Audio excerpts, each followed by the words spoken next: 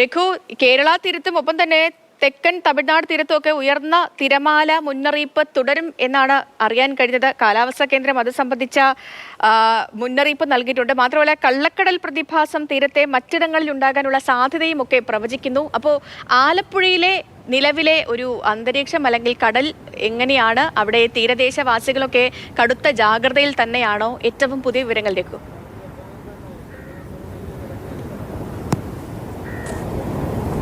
സേതു, ഞാനുള്ളത് പുറക്കാട് കടപ്പുറത്താണ്. ഇന്നലെ രാവിലെ ഇവിടെ എത്തിയിരുന്നു. അപ്പോൾ കടൽ പുറകിലേക്ക് പോയത് ഉൾവലിഞ്ഞത് റിപ്പോർട്ട് ചെയ്യാൻ വേണ്ടിയാണ് എത്തിയത്. ഏകദേശം 50 മീറ്ററിലധികം കടൽ പുറകിലേക്ക് പോയിരുന്നു. ഉച്ചയോടുകൂടി കടൽ കരയിലേക്ക് കയറി ഒരു 100 മീറ്ററോളം കടൽ അകത്തേക്ക് വന്നിട്ടുണ്ട്. ഈ തീരത്തൊക്കെയാണ് സാധാരണ നിലയിൽ മത്സ്യത്തൊഴിലാളികൾ ബോട്ടൊക്കെ സൂക്ഷിക്കുക. പക്ഷേ ഈ തിര ഭയന്ന് ബോട്ടൊക്കെ മുകളിലേക്ക് കയറ്റി വെച്ചതുകൊണ്ട് വലിയ നഷ്ടം ഉണ്ടായില്ല. പക്ഷേ 1-2 ബോട്ടുകൾ തകരുകയും ചെയ്തിട്ടുണ്ട്.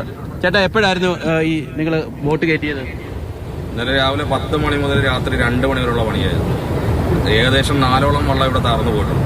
ഫിഷറീസിന്റെ ആയിട്ട് ഒരു ബോട്ടോ കാര്യങ്ങളോ കോസ്റ്റൽ പോലീസോ ആരും ഇവിടെ ഇല്ലായിരുന്നു.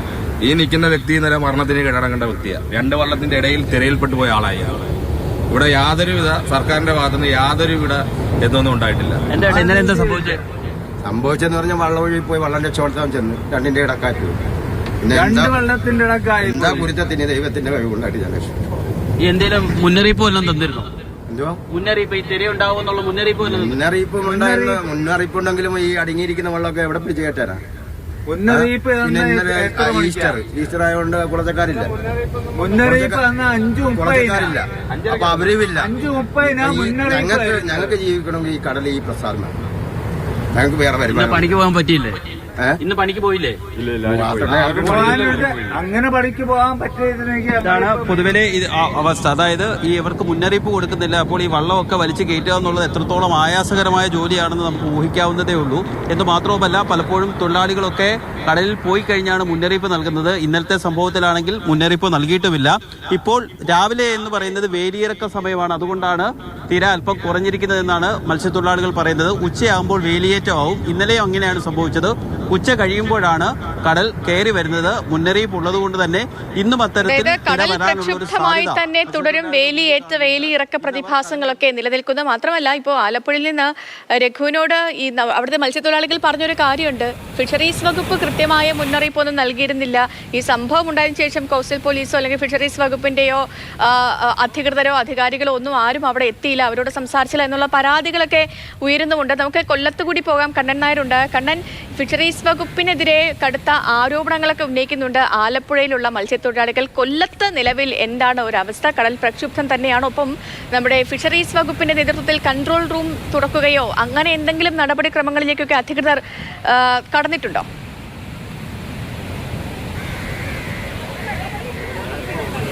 കൊല്ലം മുണ്ടക്കലാണ്. മുണ്ടക്കൽ എന്ന് പറയുന്ന പ്രദേശം എപ്പോഴും കടൽക്ഷോഭം ഉണ്ടായിക്കഴിഞ്ഞാൽ വലിയ രീതിയിൽ പ്രശ്നങ്ങൾ ഉണ്ടാകുന്ന പ്രദേശമാണ്. ഇന്നലെ 5 വീടുകളുടെ പൂർണ്ണമായും തകർന്നു. 25 വീടുകൾ ഭാഗികമായി തകർന്നു.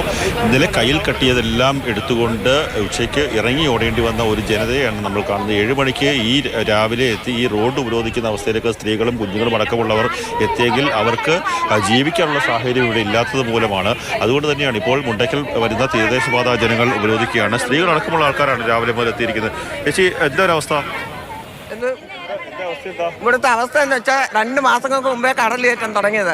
അപ്പോൾ ഞങ്ങൾ കാണേണ്ടവരെല്ലാവരും പോയി കാണുകയും കേൾക്കുകയൊക്കെ ചെയ്ത് അന്നേരം അവർ ഓരോ ഒഴിവുകളും പറഞ്ഞു അതാണ് ഇതാണെന്ന് പറഞ്ഞു. ഇന്നലെ രാവിലെ ഒരു 11 മണിക്ക് കയറാൻ തുടങ്ങിയ കടലിൽ നിന്ന് വെളുക്കുന്ന ഈ സമയമായിട്ടും കടലേറ്റം നിൽക്കുന്നില്ല. ഞങ്ങളെല്ലാം ഇവിടെ നിന്ന് എങ്ങോട്ട് പോകുമ്പോനെ ഞങ്ങൾ എങ്ങോട്ട് പോയി താമസിക്കും? കയറി കിടക്കാൻ കിടപ്പാടല്ലേ സഹോദരങ്ങൾക്ക് സ്വത്തുവകകളൊന്നുമില്ല. എങ്ങോട്ടെങ്കിലും പോയി കിടക്കും. ഈ ദേശത്ത് കിടക്കുന്ന മൊത്തം പാവങ്ങളാണ്. മാറി താമസിക്കാനോ വീട്ടു വാടക കൊടുത്ത് താമസിക്കാനൊന്നും ഒരു നിവൃത്തിയുള്ളവരൊന്നുമല്ല. എല്ലാം പാവങ്ങളെന്ന് വെച്ചാൽ എല്ലാം പാവങ്ങളാണ്. അപ്പോൾ ഞങ്ങൾക്ക് സുരക്ഷിതത്വം വേണം.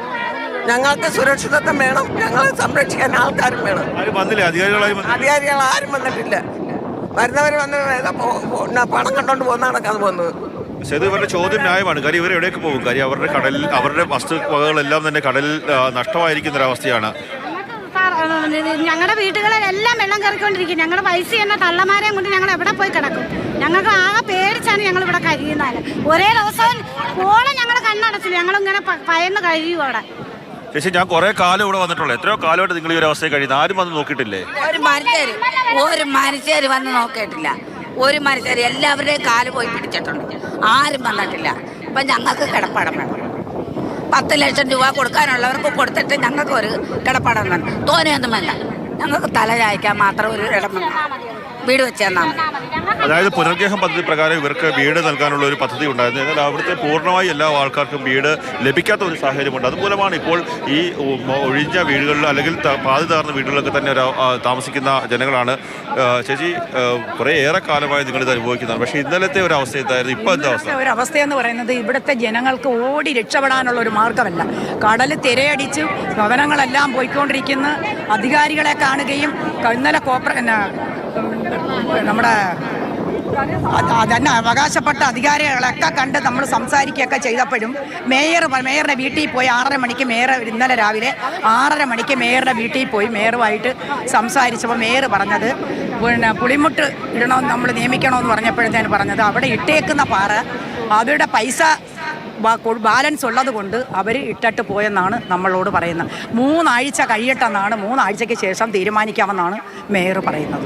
തന്നെയാണ് മേയറുടെ മറുപടി. അതായത് ജനങ്ങൾ ജീവനും സ്വത്തിനും സംരക്ഷണമില്ലാതെ ഓടി നടക്കുന്ന സമയത്ത് 3 ആഴ്ച കഴിഞ്ഞ് കാര്യങ്ങൾ പരിശോധിക്കാമെന്നുള്ളതാണ് ഇവിടുത്തെ അധികാരികൾ പറയുന്നതെന്നുള്ളതാണ് നാട്ടുകാർ പറയുന്നത്. കാര്യം കുറേയേറെ കാലമായി ഇവിടെ ഇത്തരത്തിലുള്ള കൽക്ഷോഭം ഉണ്ടാകുന്ന ഒരു പ്രദേശമാണ്. പക്ഷേ ഇന്നലത്തെ പ്രതിസന്ധി അതിരൂക്ഷമായിരുന്നു. ഇവിടുത്തെ ജനങ്ങളൊക്കെ തന്നെ വലിയ രീതിയിൽ ബുദ്ധിമുട്ടി.